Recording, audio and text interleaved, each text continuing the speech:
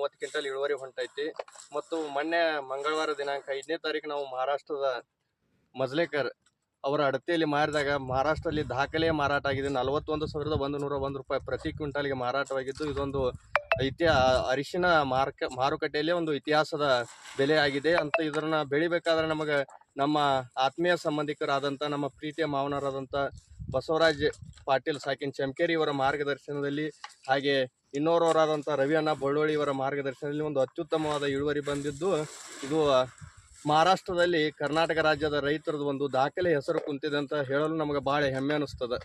ಇದಕ್ಕಿಂತ ಮುಂಚಿತವಾಗಿ ರೇಟ್ ಜಾಸ್ತಿ ಆಗಿತ್ತು, ಇದು ಫಸ್ಟ್ ಟೈಮ್?